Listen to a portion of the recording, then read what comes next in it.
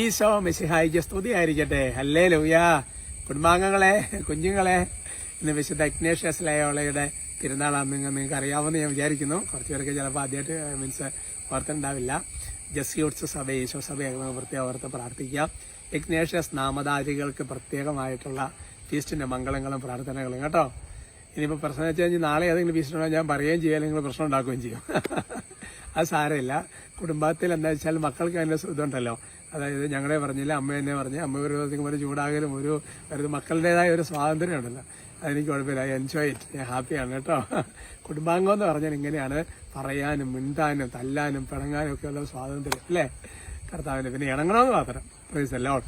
പ്രിയമുള്ള സഹോദരങ്ങളെ, പ്രത്യേകിച്ച് ഇന്ന് നമുക്ക് ഇന്ന് വ്യാഴാഴ്ചയാണല്ലോ. എൻ്റെ ഈശോയെ നമുക്കൊരു പ്രാർത്ഥന ഒന്ന് രണ്ട് നിയമങ്ങൾ പ്രത്യേകം വെക്കുകയാണ്. പ്രാർത്ഥിക്കാവോ? മനസ്സിലായില്ലല്ലേ? അതായത് വ്യാഴാഴ്ച ദിവസത്തെ പ്രത്യേകത എന്ന് പറയുന്നത് പുതിയ കുടുംബാംഗങ്ങളെ, അത് ഈ പാവം അച്ഛനും എൻ്റെ എല്ലാവരും ഒരു നന്മറിഞ്ഞ് ചെല്ലുന്ന ദിവസമാണ്. പിന്നെ ടോക്ക് കേൾക്കുന്നവർക്കൊരു ഒരു കടപ്പാടുണ്ട്. എപ്പോഴെങ്കിലും സമയം കിട്ടുമ്പോൾ എത്രയും തെളിവാതെ നിയോഗത്തിന് വേണ്ടി ചൊല്ലണം. പിന്നെ സ്നേഹം കൂടുതലുള്ളവർക്ക് കൊണ്ട്, അങ്ങനെയാണ് എൻ്റെ സിസ്റ്റം കേട്ടോ. പ്രാർത്ഥിക്കാവോ? നന്മ നിറഞ്ഞ മറിയാമേ സ്വസ്തി, കർത്താവ് അങ്ങയോട് കൂടെ സ്ത്രീകളിൽ അങ്ങ് അനുഗ്രഹിക്കപ്പെട്ടവളാണ്. അങ്ങയുടെ ഉദരത്തിൻ ഫലമായി ഈശോ അനുഗ്രഹിക്കപ്പെട്ടവനാവും. പരിശുദ്ധ മറിയമ്മേ തമ്പുരാന്റെ അമ്മേ, പാപികളായ ഞങ്ങൾക്ക് വേണ്ടി ഇപ്പോഴും ഞങ്ങളുടെ മരണസമയത്തും തമ്പുരാനോട് അപേക്ഷിച്ച് പറയണമേ. അമേൻ. കുഞ്ഞുങ്ങളിങ്ങനെ ആമേൻ പറയാൻ നോക്കിയിരിക്കും അല്ലേ? രണ്ടു മൂന്ന് സ്ഥലത്തല്ലോ. ഒന്ന് ഈശോ സ്വീകരിക്കട്ടെ എന്ന് പറയുമ്പോൾ അല്ലേ? അല്ലെങ്കിൽ പിന്നെ ഇപ്പോഴും ഒരു ആമേനുണ്ട്, ഇനി അവസാനം ഒരു ആമേനുണ്ട്. അമ്മയെന്നൊക്കെ കുഞ്ഞുങ്ങളോടൊക്കെ പറഞ്ഞു കൊടുക്കുക, എന്താണ് പറയുന്നതിന്റെ അർത്ഥം എന്നൊക്കെ പാരന്റ്സ് പറഞ്ഞു കൊടുക്കാൻ നല്ലതാണ് കേട്ടോ. പ്രിയമുള്ള സഹോദരങ്ങളെ, ഇന്നത്തെ നമ്മുടെ വിഷയത്തിന്റെ തലക്കെട്ട് ഇതാണ്: ഏതിലാണ് നിങ്ങൾ സമ്പന്നൻ എന്നുള്ള ഒരു ചോദ്യമാണ്. പ്രിയമുള്ള സഹോദരൻ, പ്രഭാഷകന്റെ ദിവസം 34:9 ബുക്ക് ഓഫ് സിറാഖ് ചാപ്റ്റർ 34:9. അതിനിതാണ്: വിദ്യാസമ്പന്നൻ വളരെ കാര്യങ്ങൾ അറിയുന്നു, അനുഭവ സമ്പന്നൻ വിവേകത്തോടെ സംസാരിക്കുന്നു. പ്രധാനമായി നല്ല വിദ്യാഭ്യാസം ഉള്ളവർ, അറിവുള്ളവര്, ഒരുപാട് കാര്യങ്ങളെക്കുറിച്ച് ജെറ്റിന്റെ ഉള്ളിൽ എന്താണ്, സ്പേസിൽ എന്താണ് സംഭവം, ഒരുപാട് കാര്യങ്ങളൊക്കെ അവർക്കറിയാം. അത് തന്നെ ഞാൻ കണ്ടിട്ടുണ്ട്. നല്ല അങ്ങനത്തെ ഉള്ള നല്ല അറിവുള്ള ഒരുപാട് കാര്യം ഗുഡ്, നല്ലതാണ്, മോശമെന്നുള്ള. അതേസമയം ഈ അനുഭവ സമ്പത്തുള്ളവന് അല്ലേ, ഉദാഹരണം പറഞ്ഞാൽ തൂമ്പ ഒടിഞ്ഞു പോയി, അങ്ങനെ അല്ലെങ്കിൽ തൂമ്പയുടെ കുഴ വരിപ്പോയി, ഭയങ്കര ഡോക്ടറേറ്റ് ആണ്, പക്ഷെ ഇത് പൂട്ടാൻ ചിലപ്പോൾ ഇത് ശരിയാക്കാൻ ചിലപ്പോൾ പറഞ്ഞു വരികയില്ല. അപ്പൊ അതുകൊണ്ട് അനുഭവ സമ്പന്നൻ അത് വേറൊരു ലെവലാണ്. ഇനിയിപ്പോൾ ചെറിയ കുട്ടിയോട് തൂമ്പ എന്താന്ന് പറഞ്ഞു കൊടുക്കേണ്ടി വരും, അതാണ് വേറൊരു വിഷയം. അപ്പോൾ അതുകൊണ്ട് വളരെ അനുഭവ സമ്പന്നൻ അങ്ങനെയല്ല. അവന് അനുഭവ സംഭവത്തുള്ളവനെ സംബന്ധിച്ചിടത്തോളം അവന് ഓരോ പ്രാക്ടിക്കൽ കാര്യങ്ങൾ, ഓരോ കാര്യത്തിൽ വിവേകത്തോടെ സംസാരിക്കാൻ പറ്റും. ചിലപ്പോൾ അത് മറ്റേതെന്ന് വെച്ചാൽ അറിവ് കാര്യം ഉണ്ടെങ്കിൽ സംസാരം ചില വിവേകം വരികയില്ല എന്ന് പറഞ്ഞാൽ ഓരോ കാര്യത്തിനും ഓരോ കോണ്ടീഷൻ. കാരണം അവൻ പല അനുഭവങ്ങളിൽ പഠിച്ചിരിക്കുന്ന ഒരാള്. സഹോദരങ്ങളെ, അപ്പോൾ ടോപ്പ് ഏതാ നല്ലത്? അനുഭവ സമ്പന്നെന്ന് വിചാരിക്കരുത്. നിങ്ങളിപ്പോൾ അങ്ങനെ വിചാരിച്ചുകൊണ്ടിരിക്കും. അതിനെല്ലാം മുകളിലോട്ട് പോകണം.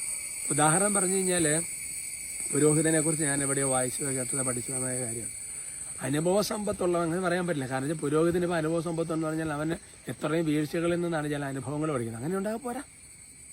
അങ്ങനെയുള്ളവൻ്റെ നല്ല ഒരു പുരോഹിതൻ എന്ന് പറയുന്നത് അത് ഏതൊരു സഭാപിതാവ് പറഞ്ഞിരിക്കുന്നത്. അപ്പോൾ അവന് വേണ്ടത് ജ്ഞാനമാണ്, ജ്ഞാനത്തിന്റെ ഒരു സമ്പത്ത്. ഇത് വേറൊരു ലെവലാണ്. ഇപ്പോൾ ഉദാഹരണമാണ് പറഞ്ഞത്, നിങ്ങൾ സമയം കിട്ടാൻ ജ്ഞാനം 7 വായിച്ചു നോക്ക്.